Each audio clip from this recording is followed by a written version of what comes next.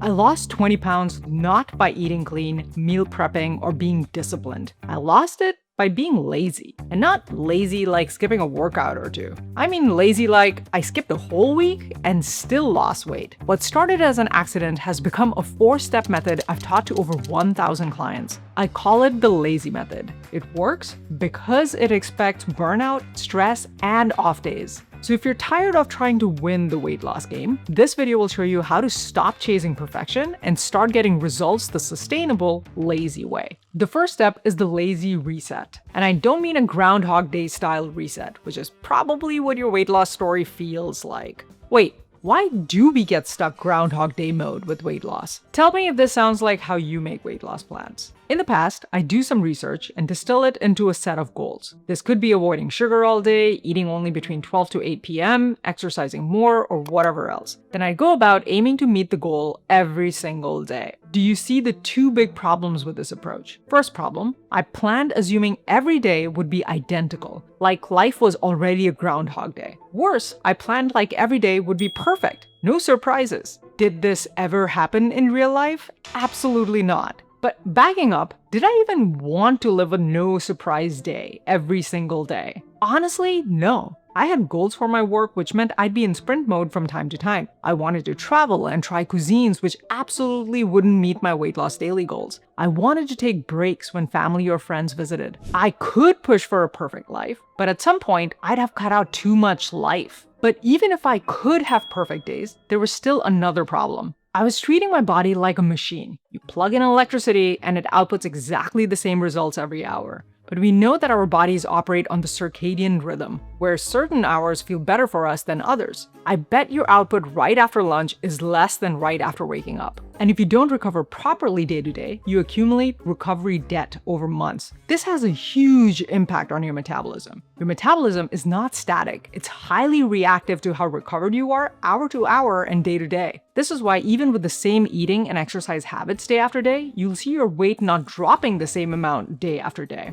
And even when fully recovered, your metabolism puts up resistance to any eating and exercise habit changes. So even if the change you make is small, your body's resistance accumulates until you hit a plateau. This is why a great weight loss trend looks like this, with expected plateaus every 3 to 4 months. But if you're not recovering right, your graph either looks like plateaus every 1 to 2 months or weight gained because you dropped off from burnout due to chasing machine-like perfectionism. So how do you recover the right way so plateaus are deferred as long as possible? Stephen Kotler, an expert on peak human performance, found the optimum cadence for recovery to be every year, take 2 to 3 weeks off. This aligns perfectly with yearly holidays. And every 3 months, take a week off. But what does taking off mean? It means a physical and mental reset by taking a break from hitting goals, but not binging. Now, if you're wondering how you're going to prevent a binge, the next 3 steps will show you how. The second step is the lazy leverage. This step cuts the root cause of binges. When I took a break, it felt like being let out of a cage. Utter freedom felt like a crazy high because it was underlined by the knowledge that I'll have to get back into the cage soon. So of course, when I had pizza, I'd have the whole pizza. Let's also add ice cream and Coca-Cola to it because why not have the full relaxation experience? Then when I got back into my cage, it felt cramped, not just because of skipping my favorite foods, but because of biological reasons. My hunger and cravings would shoot up. Why does this happen? To lose weight, your metabolism must burn more than you eat. You're not going to be able to out-exercise your diet. So inevitably, we all end up eating less than what our body requires to maintain itself. But you'll have noticed that at first, you're not hungry despite this. It's only after weeks that hunger and cravings go berserk. So if we change what we do during the calm weeks in between, perhaps we can avoid the berserk phase altogether. To figure this out, we need to first pinpoint what's happening during those calm weeks. It's 2 intertwining reasons.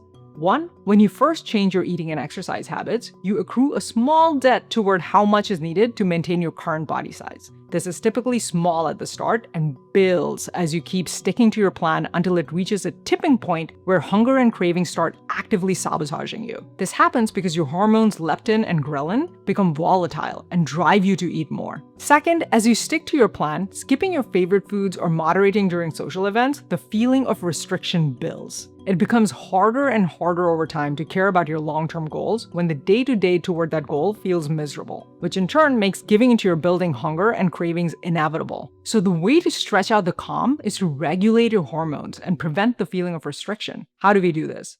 By doing just one thing every week. In fact, it's a 5 birds, 1 stone strategy. Incredible leverage indeed. Answer me this. What is the one thing you can do every week that stretches out the inevitable metabolic slowdown that happens while losing weight, supports preserving your muscle mass while you lose weight, regulates your hormones so hunger and cravings reduce, prevents boredom from eating the same foods, prevents feeling restricted while losing weight? This one thing builds on the principle that your weekdays are not going to look like your weekends, and neither do you want them to for practical and biological reasons. You ditch perfection by adopting flexible fueling. You eat more on certain days and less on other days such that you average out to your weekly goal. Because the high days still have an upper limit. These are your weekly no binge practices toward the long resets in your plan. A feat much easier to do because you know you have leeway coming every week and because you're regulating your hormones a whole lot better thanks to this flexibility. You can use the calorie calculator linked in the description below to figure this out for your body and desired week. But how do you not blow your high and low target days? If you're like me, it's super easy to start off thinking, I'll have 1 donut, and then snowball into having 3, or sitting down to work and feeling the urge to munch on something. By grazing throughout the day, I was trapped in what my client Bertha described her situation as before joining my program. I couldn't differentiate between emotional hunger, normal hunger. I'm at a party, am I hungry or not? I couldn't distinguish between anything because I had no schedule. To establish trust with my body again, I did what I tell my clients now. Eat every 3 to 4 hours instead of grazing or snacking throughout the day, or intermittent fasting. This establishes a predictable and reassuring metronome. Your body knows when it's getting fed, so it starts to stay quieter between the meals. But what if you overeat when you do eat? This is why once you have the when down, what you eat is critical. Our client Latif, who travels a lot for work and yet is able to do this step consistently, describes it perfectly. So the plan was to have protein central to the meal, make sure there's some vegetables and salad with every meal. This combination is what you eat first before anything else. It works because it's a double punch of immediate fullness from a fist-sized amount of vegetables and lasting fullness from a palm-sized lean protein. After this, what do? Stop eating? Nope, now you're ready to eat whatever you fancy, but while following the how of eating your crave food. 2 things here. 1, put screens away while eating. Your brain already runs 20 minutes late in realizing you're full. By screens kidnapping your attention, you run the risk of realizing 30, even 40 minutes too late. 2nd, take 2 cupped handfuls of food you want to eat as your first serving. And then between plates, drink water and assess if you want more after 5 minutes. This when, what, how routine is designed to make each meal satisfying physically and emotionally, so you can last easily the 4 hours to your next meal on normal and reset days on autopilot. No willpower required. But I won't lie, you will have a WTF moment as you do this method. My client Netta describes how it felt after consistently doing the 3 lazy steps. Feel like I'm taking care of myself. So in itself, that is a stress reliever because I know that I didn't put nonsense into my body and I felt good afterward. But then the WTF moment. The other day, I was feeling very stressed and I was hungry. Like I hadn't eaten all day, so I was hangry,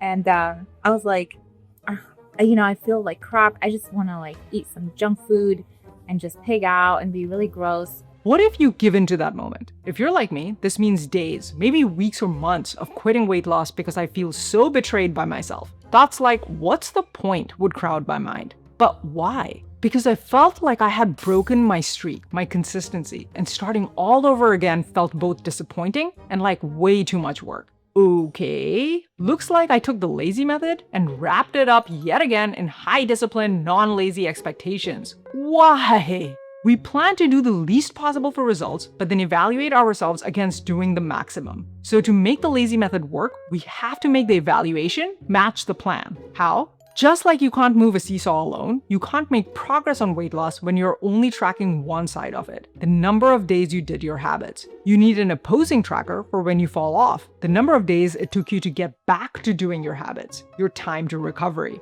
Your goal when you're off is to maintain or shorten your time to recovery than your average. And when you're back on, your goal is to maintain or elongate your time of doing the habits than your average. The sneaky thing about this, you're leveling up no matter if you're on or off track. A more skilled you will be going into the planned resets. But then what if you're doing the lazy method and your weight is not budging? Are you in a natural plateau, or do you need to change your plan? You can figure this out in 2 ways. One, if you want my help shortcutting through all the trial and error to easy, sustainable weight loss, then learn more about my weight loss program in the description and comments below. Or if you want to DIY it, then you don't want to ignore this video where I show you what to do when you're consistent and yet your weight loss is stuck. What you do depends on your metabolic type, and I break it all down for you using real client case studies. So you don't want to miss the complete step-by-step breakdown here. And always remember, you can do it.